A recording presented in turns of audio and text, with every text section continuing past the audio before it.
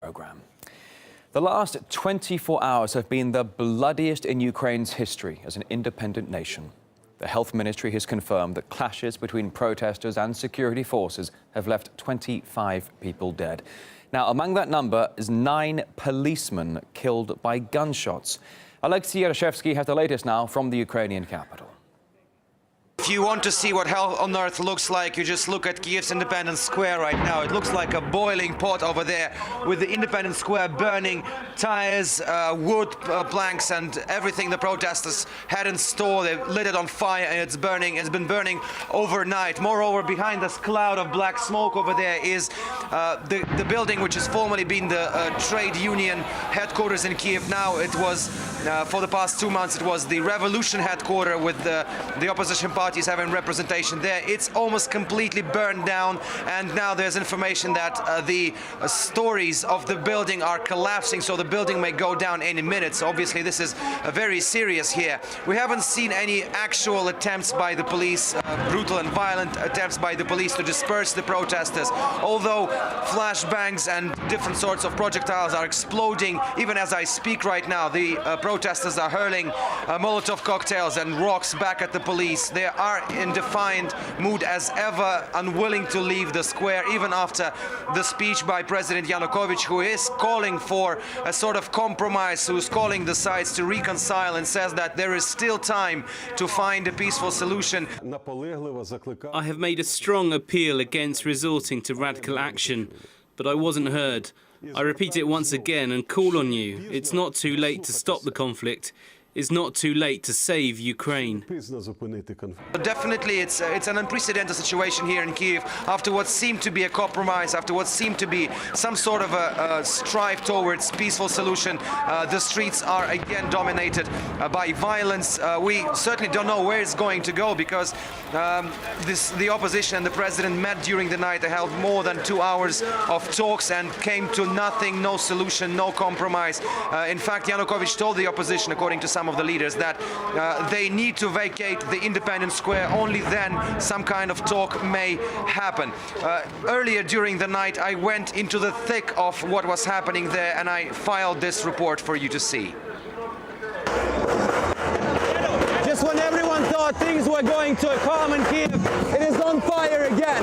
The police are just behind this fire barricade, and they're moving in on the protesters. We can hear flashbangs exploded all the time. Rocks and Molotov cocktails are thrown at the police all the time. This is the pile of rocks, which is the protesters preparing to hurl at the police. Pretty much the scene which we have been seeing over the past several months, just a few meters from here at the governmental quarter. The governmental quarter itself is totally blocked right now. You can't get in because it's cordoned off by the police. They are storming the Independence Square, the famous Maidan. They're pretty much all over the place. This new mayhem started after the opposition organized the so-called peaceful march to the parliament, and after that things went violent. It's still unclear who initiated those riots, but this has been pretty much the scene of Kiev on Tuesday. Explosions, fire, total mayhem. The whole scene is cordoned off. Now the government of Ukraine has imposed a curfew that no cars can get inside the city by after midnight. And so far, to be frank, we haven't seen major violence coming from the police over the past several hours when they moved in to the square to reportedly disperse it. But right now it's very, very loud. The barricades have been dismantled just over there. The barricades which have been here for more than 2 months. Another barricade on that side over there has also been dismantled. So nobody knows where it's going to go. It's pretty much a monkey with a grenade situation. RT's Alexei Yarashevsky there, keeping all of us up to date from the very latest from Kiev. He's also posting video here from the center of the protest inferno, doing so, though, on Alexei's Instagram page. The police lines are just 20 meters from where he took this video, right here on his mobile phone. So you can follow Alexei Yarashevsky for more first-hand videos directly from the front line. In the meantime, there have been accusations flying left, right and center about live ammunition being used by both sides. Well, so far we have seen pictures showing some protesters with real guns. There are camouflaged men allegedly firing live ammunition there. The rioters are also attacking police with showers of Molotov cocktails and rocks. And this is the moment right here that protesters rammed a truck into the police. A foreign affairs expert, Nebojsa Malic, she says those behind the protests are deliberately ramping up the violence. I think this was a planned escalation. This was a planned push that people behind the demonstrations and behind the protests organized in order to push the government into finally capitulating. The demonstrators have always refused to take yes for an answer. No matter how hard the government tried to appease them, they've always pushed for more. And I think this was a part of another push. They're going for broke. They've been out there for 3 months now. They need to show some results, and they've decided that it's either going to be victory or death, and they don't really care who lives or dies in the process. All right, let's look back at how the situation unfolded in Kiev on Tuesday when violence returned to the Ukrainian capital. First, the opposition rallied the crowds and urged them to march on parliament. Yeah, the trouble began when radical protesters actually broke through the police lines. The situation escalated even further when rioters tried to storm the office of Ukraine's ruling party, setting it on fire. Police then struggled to contain the thousands of protesters, throwing rocks and Molotov cocktails, some even using trucks to break through the security barriers as well. 3 people were killed, becoming the first victims of the street violence, which continued to escalate. And then, just less than 2 hours later, a police officer was killed when protesters attacked security forces. Now, Western governments, which have been very supportive of the Ukrainian opposition, are calling for an end to the unrest, and they're putting the blame largely on the authorities. U.S. Vice President Joe Biden has phoned President Yanukovych and told him to pull back government forces and exercise restraint. Another statement from the White House urged the Ukrainian leader to take steps to resolve the crisis. Sweden's foreign minister warned the EU is ready to retaliate and punish anyone they believe is responsible for the violence in Ukraine. And as RT's Gaine Chichikan reports, outside involvement goes way beyond statements that keep on echoing, calling for peace. From their podiums, administration officials say it's up to the Ukrainians to decide their future. But the work that they do behind the scene does not look like they want to leave it to the Ukrainians to decide. Moreover, it seems Washington doesn't even want to leave it to the opposition to decide on its future. In the leaked conversation between U.S. Assistant Secretary of State and the U.S. Ambassador to Ukraine, they were talking about who of the opposition leaders should be in the government and who should not. Here's a bit of that conversation. The Klitschko piece is obviously the complicated electron here. I don't think Klitsch should go into the government. I don't think it's necessary. I don't think it's a good idea. I think Yats is the guy who's got the economic experience, the governing experience.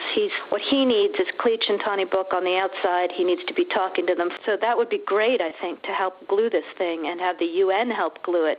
And, the EU. The context of the conversation suggests that they're talking about managing Ukraine's opposition leaders, sort of handling them and moving fast before those leaders figure out on their own what to do. And the opposition leaders have certainly been looking to the West for support, not just Washington. 2 opposition leaders, Arseniy Yatsenyuk and Vitaly Klitschko, just got back from Germany, where they met with the German leader, Angela Merkel, and discussed Ukraine's political future.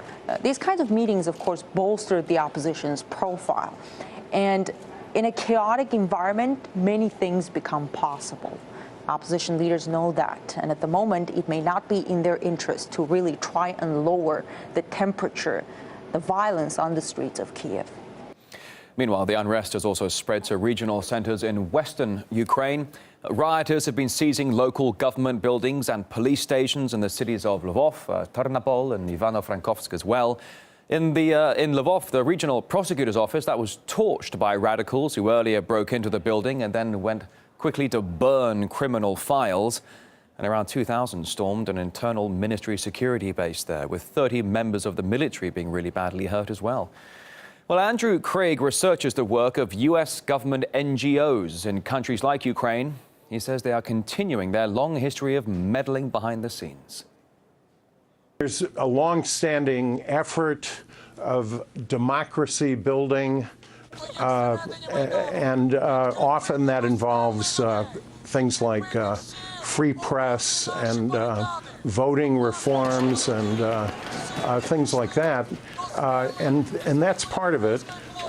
but also part of it is more representation for those parts of the Ukraine that want a more independent status, or even influence over the government, as Ambassador Nuland said.